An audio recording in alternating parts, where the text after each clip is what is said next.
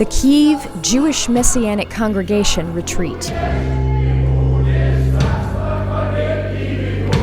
The retreat complied with the quarantine restrictions, but was as fiery as ever. A week of praying, worshiping, and experiencing God's tangible presence. This was the atmosphere that believers dove into from 40 countries, including the United Arab Emirates. Some people were able to attend and immerse in the retreat atmosphere on site, while social distancing and observing safety precautions, of course. Somewhere in the beginning of December, we made a tough decision either to cancel the retreat or postpone it. But then God intervened. In 2 steps, He changed certain rules in Ukraine, and finally our government truly heeded the requests of believers and the opinions of a number of lawyers. They made an exception, even with another lockdown introduced, and that gave us an opportunity to gather 1 person per every 5 square meters. If I had a chance to fly to the Maldives or some other fancy resort, I would choose this retreat, and this time over that every time. If possible, you should take a leave of absence at work or several days off, because to spend a day of rest with God when you worship Him with brothers and sisters in such an atmosphere, it's just awesome. However, the majority of people attended the retreat services remotely, online. More than 7,000 people joined the live stream, worshiped God, delved into the Word with those present offline. Simultaneous interpretation into English was available throughout the retreat services, as well as simultaneous interpretation into Spanish in the evenings. My name's Joel. I live in Nashville, Tennessee, in the USA. First of all, I'm grateful for KJMC, and I've followed your church and your congregation for about a year. Because of my time zone difference between where I live and Kiev, it's about 8 hours.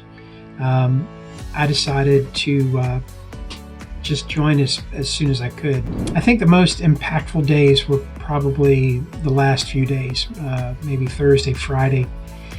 I'm not sure what lessons and what prayers were spoken those days, but basically they were the days when Brother Andre and Rabbi Boris were speaking about intercession and the importance of daily prayer. The retreat program was as eventful as always. The speakers of the retreat were Kurt Schneider, John Chisholm, Walter Breidenbach, Sergei Shidlovsky. Andrei Tkachenko and Boris Grasenko shared from the Word both on-site, in Kyiv, and online via video messages.